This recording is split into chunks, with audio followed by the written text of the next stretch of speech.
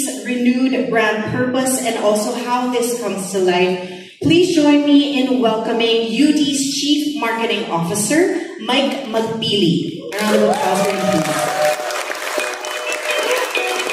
Mike will talk about how UD is rebuilding how it serves Filipinos, focusing on enabling every Filipino to move forward in life. Once again, Mike, the stage is now yours. Thank you. Good morning to everyone. Magandang umaga po. I feel very blessed being here today together with my UD family because this is a very important day for us. It's a day that we celebrate the refresh of Union Digital. Bago kaming paglalakbay, so to speak. We're also grateful and I'm actually very excited to introduce you and talk about a little more later a new array of our new products. And the products that we will launch very soon. The main intent of that is to open opportunities for Filipinos. So, ganun yung iniisip namin. Parating namin sinasabi parang, paano tayo makakatulong? That's always the main goal. So when we build products, it's not about just growing our business, but more importantly, we build products because we want to open opportunities. And lastly, the most important is today we will also unveil a movement, which we call Kaya Mo Movement, which is really about championing the resiliency of Filipinos. When you read the news every day, you talk to your friends, nakikita mo na maraming lumalaban sa buhay. And we want to celebrate that. We want to celebrate that. And we want UD to lead the charge in doing that. First of all, we're very grateful to our friends from the media for being here this morning. Maraming salamat po. We're also grateful to our partners for joining hands with us in our effort to democratize access to financial services and lead the charge also in expanding financial inclusion in our country. Sa UD, we embrace a much bigger purpose. Parati naman sinasabi, bakit ba tayo gumigising araw-araw? And the only answer is, sana makatulong kami sa mga kababayan namin. We hope that we can be a catalyst. Our products can be a catalyst to make a big difference in the lives of our fellow Filipinos. And I'll show you a very short video to put more context to what we believe in Union Digital. Lahat tayo may pangarap. Pero paano kung bawat araw may bagong pagsubok? Para sa milyong-milyong Pilipino, ang pangarap ay simple lang. Makaraos, umasenso, at mapagaan ang buhay para sa pamilya. Kahit mahirap, hindi sumusuko ang Pilipino. Gising ng maaga, trabaho buong araw, kapit sa pag-asa. Dahil pagdating sa mga mahal mo sa buhay, maghahanap ka ng paraan. Si Aling Maribel, maagang gumigising para buksan ang kanyang sari-sari store. Si Lance, todo kaya sa freelance gigs para lumago ang negosyo. Si Kuya Telly naman, maghapon sa biyahe para may maiuwi sa pamilya. Iba-iba man ang kwento, isa ang pangarap, ang makaahon at makabuo ng mas magandang kinabukasan. Ang aking tindahan ay nagsimula noong 2010. Start po siya ng pandemic na open po ulit ako noong 2020. Dahil sa yung pinipita ng ko is masyadong mababa. Nag-umpisa po ako sa halagang 5,000 na puhunan ko. So ang aking pag-freelance ay 7 years and counting na. Siyempre, hindi mawawala yung very uncertain yung pasok ng client. So, may times of the year na medyo mahina. Sila naman tayo. medyo malakas. Sipagan mo lang, malaki talaga kita. Unlike sa katrabaho, 8 hours, then minimum, kahit anong sipag mo, ganun pa rin ang sahod mo. Hindi man madali ang simula, walang imposible, basta't may sipag, tiyaga, at paniniwalang kaya mo. Makaalis sa lugar na to, makaano ng ibang bahay. Yan po talaga yung goal na inaano namin mag-asawa. Ang makakuha ng bahay at lupa. Dreams ko ay makatravel outside the country na hindi ko iniisip yung magiging expenses. Magkaya ng kaibigan, family, kahit last minute, prepared ka. 10 years from now, meron na akong sariling bahay, sinangumpahan na ako ngayon. O kahit paano magkaroon ng maliit na tindahan, magkaroon ng sariling sasakyan. Sa mga sari-sari store owner po na yung iba po kasi sumusuko na kasi matuma, laban na kasi isa po ito sa mga pinaka na pagkukuha natin ng mga pwede natin pambili or something na may mga emergency makakuha na tayo sa tindahan. Ang dedikasyon mo, inspirasyon namin. Kaya nararapat lang na may katuwang ka sa pagabot ng mga pangarap mo. May bangko man po magpapahiram sa akin. Ang gusto ko po sana mangyari is mas mababa yung interest nila kaysa dun sa other bank. Mas madaling pag-approve ng mga loans, ng credit cards, Life insurance, credit card, malaking naitutulong yun. Kumbaga na ipaparol mo yung pera eh. Para sa kinabukasang pinapangarap mo, para sa negosyo, sa pamilya, o sa bagong simula. With UD, kaya mo!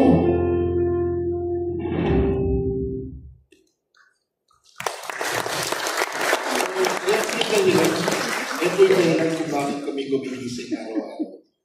Para matulungan yung mga tulad ni Kuya Dali, tsaka ni Ate Marjorie.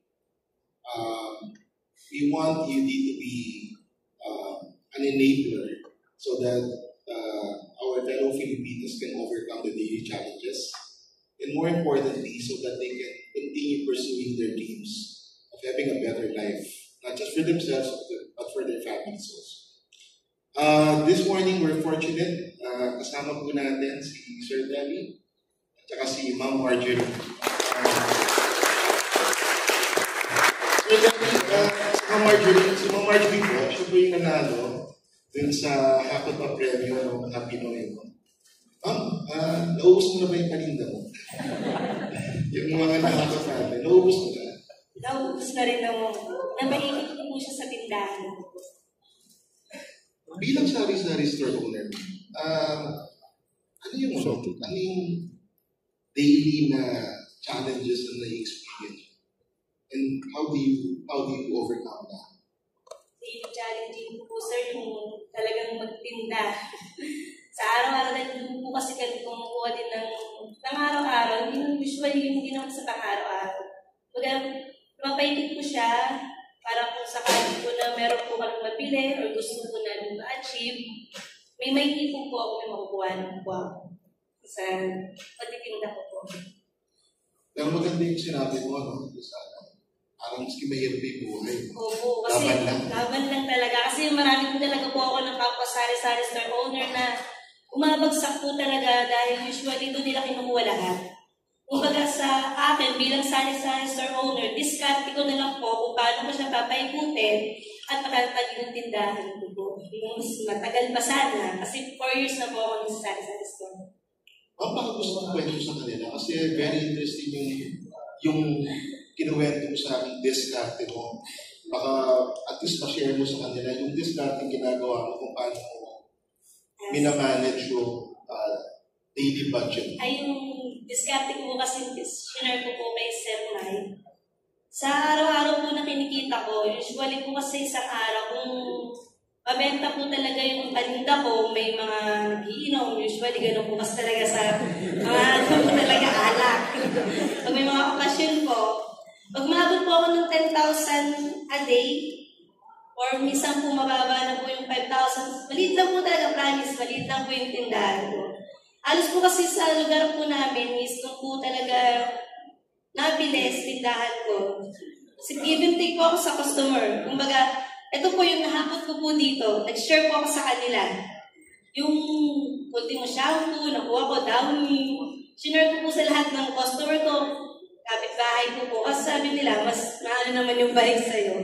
Ang akin po kasi, nagtatabi po ako ng 500 a day and 300 a day. So sa 5,000 po yun or 10,000, basta yun po yung naitatabi ko. Sa isang buwan po, may 15,000 akong naitatabi. So yun po yung malinis na naitatabi ko talaga sa save ko, na naiipon ko po talaga. So yung 3,000, yung 9,000 naman po na 300, yun po yung sa bills, kuryente, tubig, wifi.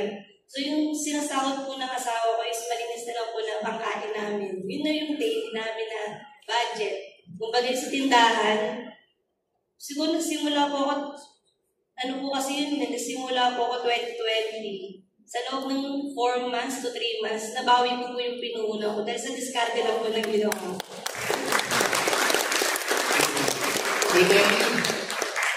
Ganda nung yung sinabi, pangarap mo, sana magkaroon ka ng sarili sasakyan, tapos sana magkaroon ka ng tindahan.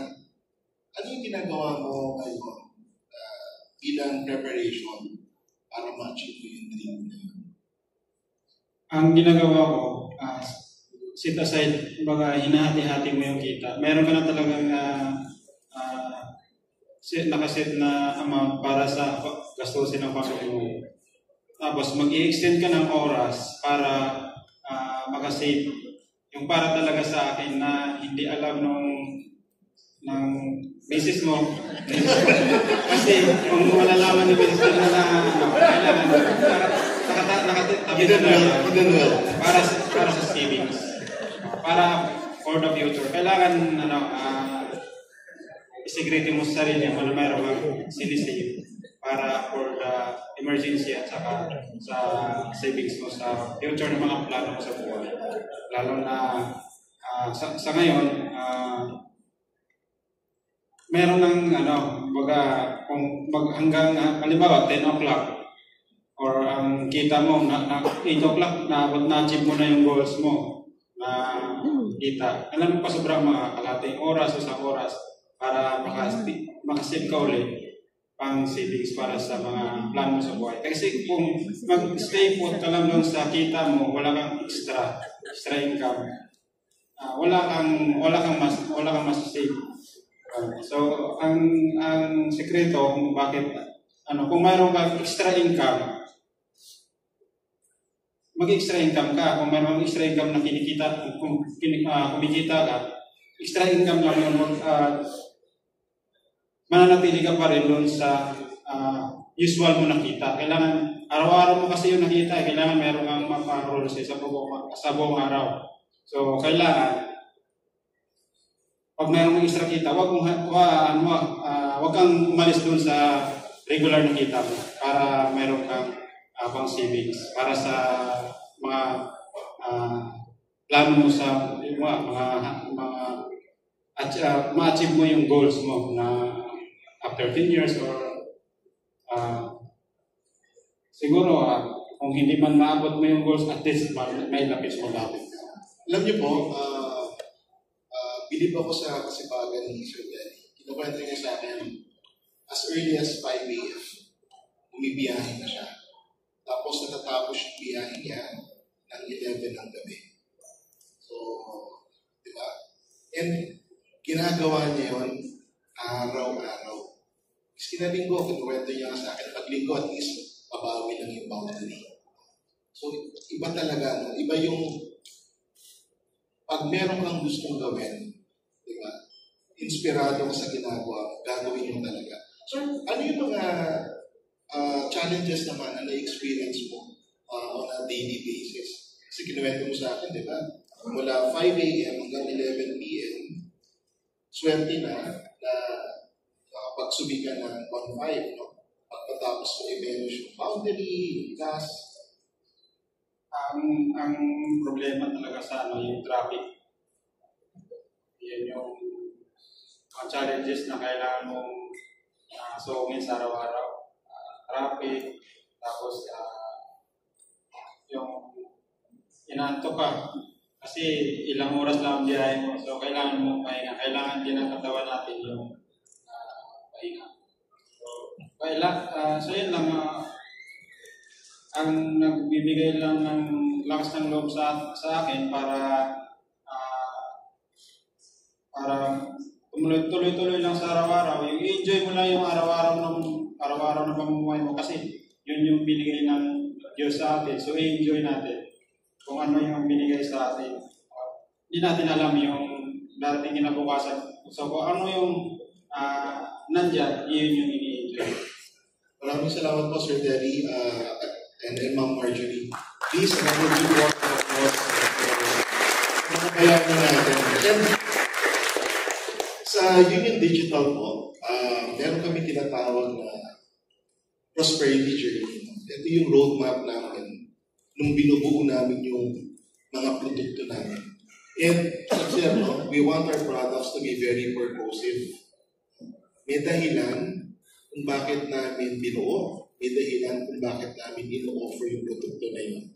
It's really because we want to integrate ourselves in the lives of the common Filipino.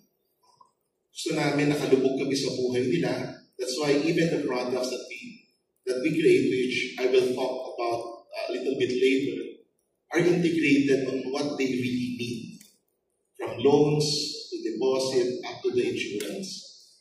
Kasi gusto namin sabihin sa kanila, tulad sinabi nila, hindi sila dapat matakot sa laban ng buhay. Kasi sa UD, kasama nyo kami, na-discarte nyo kami. And, talking about this journey, what we realized, it all starts with financial literacy. Sabi nga namin, you can only discover the opportunities that you actually know. If you don't know where the opportunity is, you will never discover that. And financial literacy is very important. That's why we are, the first thing that we did in our advocacy, in our mission, is to push thought leadership and financial literacy. And we are actually fortunate to partner with one of the trailblazers in financial literacy, Mr. Chinky Tan. Chinky is part of a major component of the several financial literacy programs that we have been doing. We've started this Q1, and we are actually getting a lot of positive feedback. People learning what financial literacy is. Kasi naging importante yun. When you talk to them about financial literacy, then you start offering them loans, deposits. It now makes sense to them. But if you offer them products, but they don't know anything, or they know very little about financial literacy, alien sa kanila yun. Kaya mangyayari, iba, mangungutang dahil bibili ng bagong sapatos. Diba? Hindi mag-iipon kasi okay lang, nakikitain naman ako. So financial literacy is actually a very big game changer. So thank you, Sir Shinky, for leading the charge on that and helping us. So in the next few months, we are excited to launch our flagship loan product. We're calling it UD Cash Loans. Pero itong UD Cash Loans ito, tulad na sinabi ko, kaya importante yung financial literacy. Tuturuan namin yung mga taong mangutang ng tama at mangutang dahil sa tamang dahilan. And the way we are doing that is to partner with communities. Si Sir Mark is here with us with Hapinoy. One of our first community partners is Hapinoy. And we are aiming to help the sari-sari stores. Sa mga sari-sari stores na nakausap namin, kapital yung pinaka-importante. Bakit kapital? Kasi when they sell more, they earn more. Kadalasan, yung mga sari-sari stores, gusto nila magbenta ka. Unfortunately, walang kapital. And Union Digital and Hapinoy wants to bridge that. Wants to bridge the gap. so that we can give more opportunities for sari-sari store owners to sell more so that they can earn more. We're also partnering with MWell. Alam nyo, nung nagkaroon ng survey sa MASA, tinanong, ano yung priority nyo in terms of expenses? Saan mo nilalaan yung pera mo? It's sad that health is almost at the bottom. But it's not surprising. Because bakit nga? Kailangan magbayad ng kuryente. Kailangan mong mag-grocery para pagkain. Kailangan mong mag-ipon para sa tuition fee. Yung health, di na. Diba? Pero, when you actually flip the question and ask them, what do you fear most? Diba? What do they fear most? Takot silang magkasakit. Dahil, pag nagkasakit sila, hindi sila magkakapagtrabaho. So through MWell, again, using UD Cash Loan as a product, partnering with MWell, we want to bridge that gap and give the opportunity for our kababayans to be able to have access to health product through UD Cash Loans. And that's always been, yung sinasabi ko, the products that we are creating are very purposive, like UD Cash Loans. And marami pang ganon. We will be doing something with electric cooperatives. We will be doing something with TNVS like ANTAS, pang-dagdag boundary, pang-repair ng sasakyan, di ba? These little things matter. Every centavo matter. And sometimes, hindi enough talaga. So papasok ang UD Cash Loans to be able to bridge that. Again, very purposive. And all of this will happen through our newly improved app. Next month, we will launch our newly improved app. It will have new look, but more than the new look, it will have a better experience, and it will be digital end-to-end. But again, similar to creating the product with app, with the creation of our app, it's also very purposive. And it's purposive because we want to humanize technology. Diba? Kasi gagamit masa. So we want to humanize technology. Ayaw naming matakot sila. That's why we created the app to be very simple. No bells and whistles. Only what they need. Very easy to use. Diba? And it's complete. Complete in the sense that it will have what they will actually need. And it will not have anything that they don't actually need. So that's part of humanizing technology. Next, we're very excited about this. Thank you to our friends from Visa. Finally, Union Digital will be able to launch next month our beauty virtual debit card. And I was just talking to our Visa friends a while ago, and sabi ko sa kanila, let's not make it just another debit card out there. Let's play around with it. Let's make it very exciting. And we will really make it very exciting. How? There will be UD exclusives using your virtual debit card. There will be double-digit sale. There will be thematic and passion-based promotions. And very soon, we would like to integrate rewards as well in our debit card. So the more you use it, the more you earn points, and you can monetize that. So looking forward to our Visa friends, let's play around with this and bring this to greater heights. Make a humble to complement our virtual debit card is our QRPH. Which we will also launch next month. Right now, yung QRPH na nasa app namin only does peer-to-peer, person-to-person. But next month, we will be able to do P2M, or person-to-merchant, and P2B, or person-to-business. So basically, we're opening the floodgates to our UD customers. We're opening them to thousands of retailers, merchants, and small businesses. So again, very purposive, because we want, aside from offering loan facilities to them, we also encourage them to save and deposit so that they can enjoy these new products from Union Digital. So to close, babalik ako again. I'll come full circle, diba? To our prosperity matrix or prosperity journey. Alam namin, that's why we need to be attuned to our customers. The more we talk to our customers, the more that we learn about their lives. And the prosperity journey actually fits, right smack there. We will be with them every step of the way. Tuturuan namin silang mag-ipon.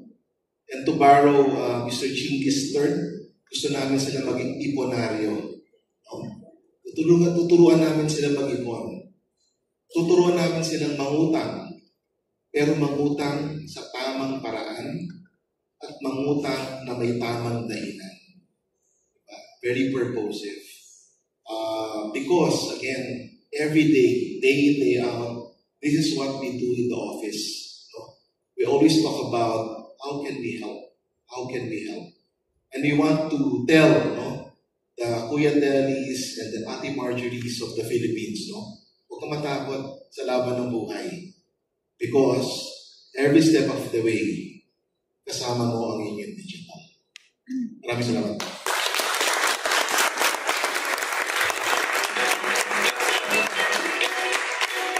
Thank you very much to